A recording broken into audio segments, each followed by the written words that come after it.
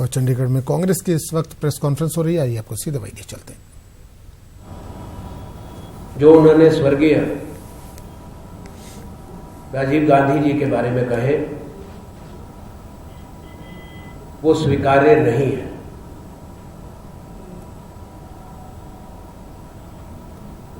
Narendra Modi ji is known for making shockingly insulting statements about his opponents, predecessors. But Rajiv Gandhi ji was a martyred Prime Minister of this country. Narendra Modi ji should not forget that Rajiv Gandhi was assassinated by terrorists.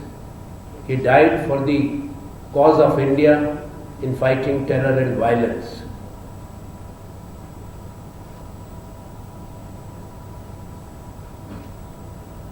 Narendra Modi ji will go down in history as the only Prime Minister since India's independence who has dragged the political discourse to a gutter level. And I would like to tell him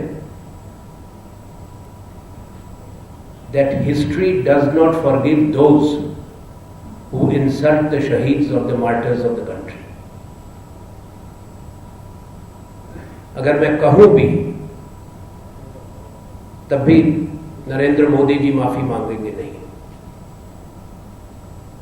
क्योंकि उनमें कोई ना वो अपने पद की गरिमा को समझते हैं ना मर्यादा को समझते हैं,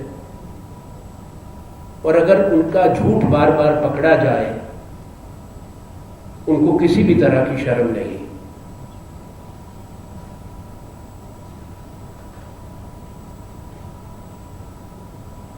प्रधानमंत्री जी ने और बीजेपी ने 5 साल पहले जो वायदे किए थे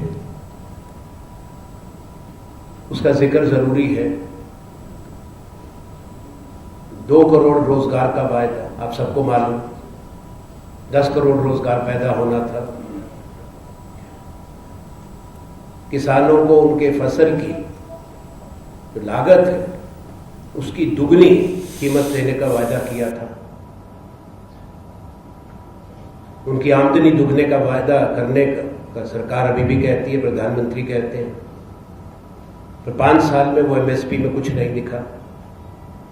पूरे हिंदुस्तान के अंदर किसानों के आंदोलन हुए, आत्महत्याएं हुई।